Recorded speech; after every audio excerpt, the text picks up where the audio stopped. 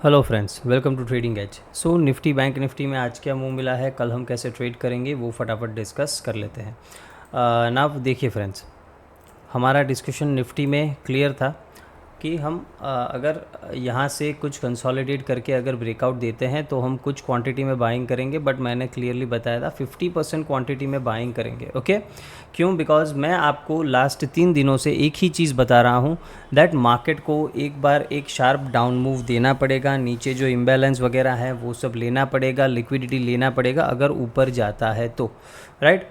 देखो, आपको क्लियरली एक चीज़ क्या समझाई थी मैंने, निफ्टी बैंक निफ्टी अगर मैं दोनों का चार्ट ओपन करूं देन मैंने आपको एक क्लियर चीज़ जो बताई थी दैट निफ्टी यहाँ से एक शार्प मूव दे के गया है, फिर यहाँ पे एक फ्लैग पैटर्न जैसा बना रहा है, कंसोलिडेट कर रहा है, इसको ऊपर जाना है तो एक बार ये सेलर्स को ट्रैप करे, नीचे बुलाए, फिर यहाँ से ऊपर जाए तो एक अच्छा मूव दे सकता है। और उसी जगह मैंने बैंक निफ्टी में क्या बताया था कि ये अच्छा प्राइस एक्शन फॉलो करके ऊपर गया है, तो इसमें अगर ब्रेकआउट मिलेगा तो हमें एक तगड़ा मूव मिलेगा। तो 52,300 के ऊपर बैंक निफ्टी में हमारा बाइंग बनता था और 52,800 तक के टारगेट्स मैंने बताए थे। तो इजीली यहाँ पे इसने 500 पॉइंट दे दिए हैं, कुछ भी उससे ज़्यादा ही दिया है, राइट। 800 तक का हमारा टारगेट था, ये गया है 950 तक और एक फ्लो में दिया है फ्रेंड्स। कोई यहाँ पे आपको दिक्कत नहीं हुई होगी ट्रेड करने में या फिर ट्रेड को होल्ड करने में, कोई भी दिक्कत नहीं हुई होगी। देखो, 2 दिन से 3 दिन से मार्केट ने जो हमारा टाइम पास किया, एक ही दिन में ये रिकवर कर दिया। तो वीडियो आप लोग ध्यान से और पेशेंटली सुना कीजिए, बिकॉज जो भी मैं यहाँ पे बताता हूँ आपके लिए है। देखो, 3 दिन से मैं ड्रॉ करके बता रहा हूँ, निफ्टी एक बार नीचे आए, ये जो ट्रेंड लाइन है इसकी लिक्विडिटी ले, यहाँ तक नीचे आए, यहाँ पे हमारा डेली एफवीजी है वो इम्बैलेंस में टैप करे या फिर यहाँ कहीं पे इम्बैलेंस है वहाँ टैप करे, फिर ऊपर जाए तो मैं उसको सस्टेनेबल अपसाइड मूव मानूंगा। अदरवाइज़ तब तक मैं नहीं देख रहा कि यहाँ से डायरेक्टली ब्रेकआउट करे, राइट। मैंने क्लियरली यही बताया था कि अगर यहाँ पे कंसोलिडेट भी करके ब्रेकआउट करता है तो भी मैं ज़्यादा इंटरेस्टेड नहीं रहूँगा, बिकॉज मार्केट को देखो, आपको सबसे इम्पॉर्टेंट चीज़ जो जाननी है वो ये है कि मार्केट में लिक्विडिटी कहाँ पे है। ओके, अगर आपको लिक्विडिटी कहाँ पे है वो नहीं पता देन मोस्ट लाइकली आपको ऐसा ही देखने को मिलेगा दैट आप फालतू के ट्रेड में फंस जाओगे। देखो, इसने किया क्या है, यहाँ पे ब्रेकआउट दिया, पहले बायर्स को ट्रैप किया, फिर पूरा दिन यहाँ पे कंसोलिडेट किया, जहाँ पे bank Nifty slow and study अच्छा खासा 200-300 पॉइंट यहाँ पे ऊपर गया है। इसके बाद भी जब निफ्टी यहाँ पे बिल्कुल मूव नहीं किया, बैंक निफ्टी अच्छा खासा मूव किया, फिर भी ये मूव नहीं कर रहा था। तो इस सिंपल सा एक आपको समझ जाना था कि मार्केट क्या सीख करने की कोशिश कर रहा है, वो लिक्विडिटी के लिए जा रहा है, राइट। तो जैसे ही ये कैंडल बना, यहाँ पे ये कंसोलिडेशन के बाद ये ब्रेकडाउन कैंडल बना, बहुत ही बढ़िया सेलिंग अपॉर्चुनिटी यहाँ पे बनी थी। ठीक है, ये हमारे प्लान में डिस्कस नहीं था, बिकॉज मार्केट यहाँ पे ऊपर चला गया था। हमारा प्लान था कि यहाँ से कुछ नीचे जाता है 400 की 420 के नीचे तो हम सेलिंग करेंगे, राइट। बट यहाँ पे ऐसा नहीं हुआ। बट अगर आपने 420 के नीचे भी सेल किया होगा तो भी आपको अच्छा खासा डाउनसाइड मिला है। रादर यहाँ पे मैं मानता हूँ कि इतने फॉल के बाद आपको थोड़ा डर लगेगा शॉर्ट करने में।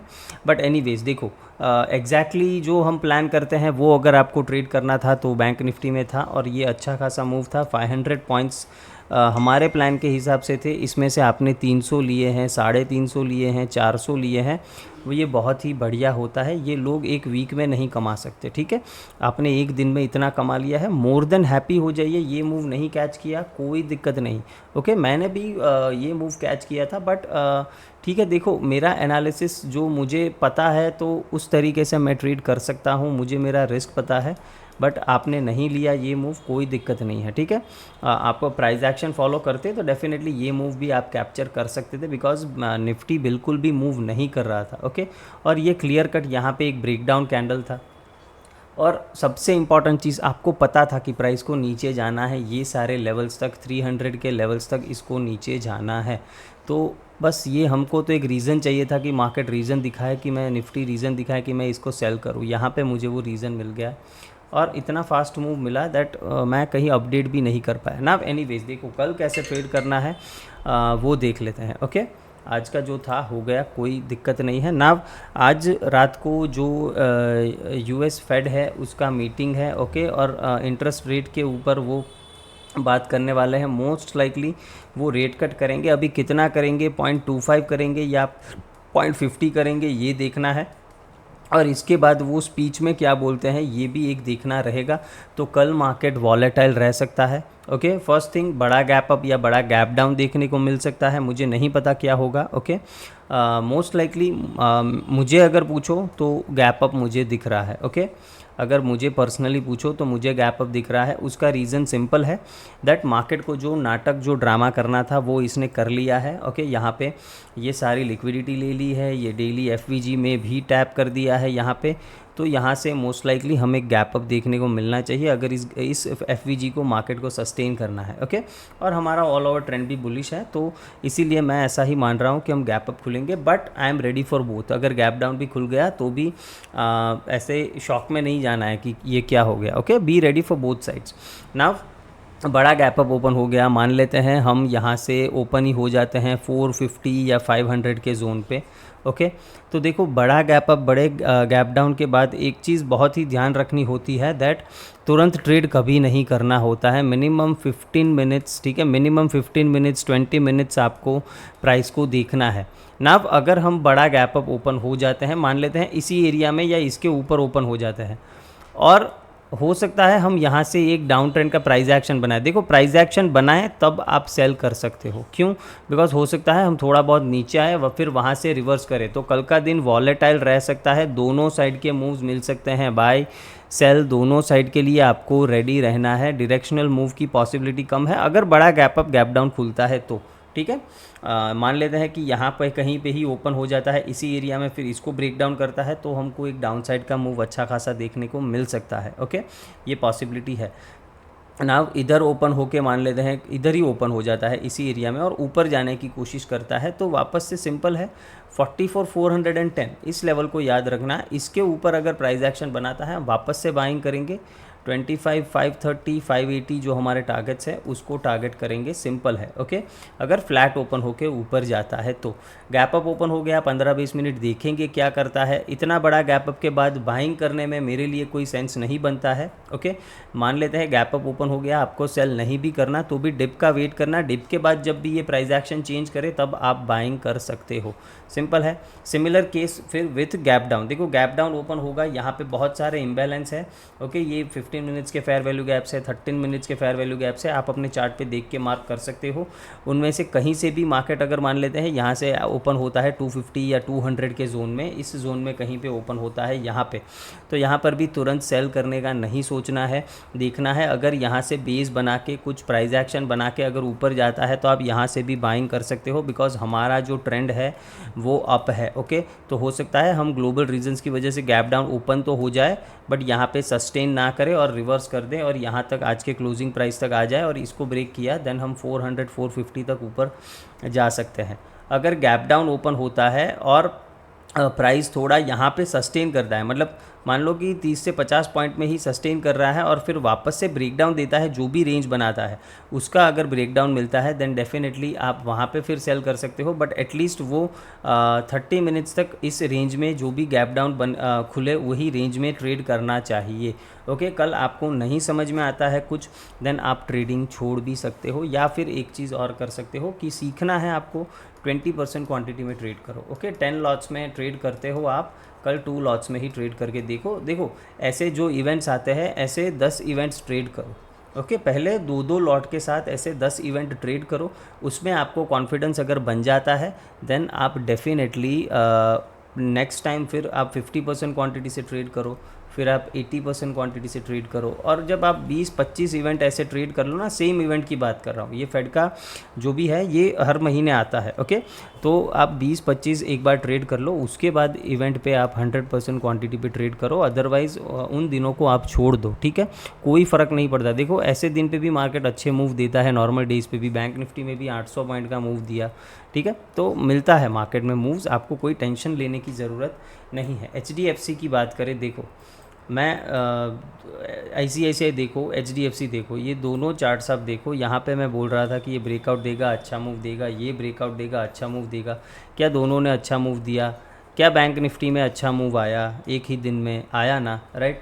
तो इसी तरह से चार्ट को एनालाइज करना पड़ता है। देखो मेरा कॉन्फिडेंस HDFC का आज मॉर्निंग का चार्ट देख के ही था कि बैंक निफ्टी अच्छा मूव करेगा, बिकॉज ये देखो यहाँ पे ये फर्स्ट कैंडल कितना ब्यूटीफुल बना है, ये रेजिस्टेंस को ब्रेक कर दिया था फर्स्ट कैंडल ने, तो सीधा मुझे पता था कि ये एक ब्लास्ट मूव देगा। मैंने क्लियरली बताया था कि HDFC अगर ये रेजिस्टेंस तोड़ेगा तो एक ब्लास्ट मूव देगा और उसके साथ बैंक निफ्टी भी अच्छा मूव दे सकता है। तो सेम वही हुआ।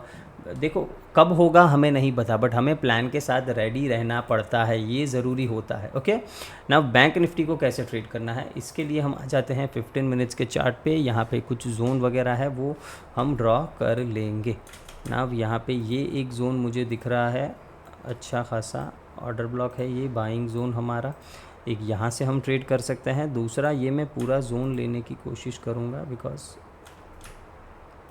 ओके ये भी एक अच्छा हमारे लिए बाइंग जोन है ना। अगर बैंक निफ्टी मान लेते हैं फ्लैट इसी एरिया में ओपन हो जाता है, ओके, तो हम थोड़ा वेट करेंगे बिकॉज 53,000 एक रेजिस्टेंस की तरह एक्ट कर सकता है। हम ट्रेड कब लेंगे, जब 53,050 ब्रेक होता है उसके ऊपर ही हम ट्रेड लेंगे। उसके ऊपर कहाँ तक जा सकते हैं वो देख लेते हैं। ओके, ये फ्लैट ओपनिंग की बात हो रही है, अगर वो निकल गया देन हम ऑल टाइम हाई 53,300 एंड फिर उसके बाद हम 53,500 तक भी जा सकते हैं। बट 50 पॉइंट का यहाँ पे 100 पॉइंट्स का यहाँ पे बफर देंगे आज के हाई के ऊपर। ओके, अच्छा खासा यहाँ पे आज के हाई के ऊपर प्राइस एक्शन बना, यहाँ से प्राइस निकला, 53,000 टेस्ट किया, फिर नीचे आया, फिर अगर 53,050 को ब्रेक करता है हम बाय करेंगे। ये फ्लैट के केस की बात है। ओके, फ्लैट या छोटा गैप अप, ओके, फ्लैट या छोटा गैप अप ओपन होता है, मान लेते हैं हम 52,900 के आसपास, 950 के आसपास यहीं पे ओपन होते हैं, तो दोनों ही केस में आपको यही प्लान करना है। बड़ा गैप अप ओपन होता है, मान लेते हैं 300-400 पॉइंट का गैप अप ओपन हो जाता है, सिंपल है, प्राइस एक्शन को देखेंगे। अगर नीचे का बनता है तो आप एक बार के लिए स्मॉल क्वांटिटी में सेल भी कर सकते हो, और जब फिर प्राइस नीचे से रिवर्स होता हुआ दिखे तो आप वहाँ पे बाइंग भी कर सकते हो। अगर बड़ा गैप अप ओपन हो गया, मान लेते हैं 53,200 के आसपास गैप अप ओपन हो गया, तो 53,000 आपके लिए एक सपोर्ट की तरह काम कर सकता है। तो उसके आसपास आप फिर अगर डिप मिले तो बाइंग का भी अपॉर्चुनिटी देख सकते हो, ये मेरा मानना है।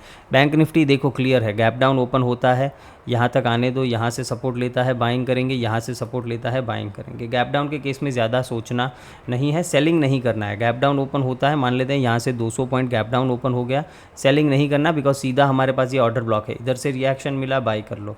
ओके, ये तोड़ दिया, नीचे जाता है, यहाँ पे फेयर वैल्यू गैप्स है, ये भी एक फेयर वैल्यू गैप है, यहाँ से जहाँ से भी रिएक्शन मिले बाइंग कर सकते हैं, नो वरीज एट ऑल।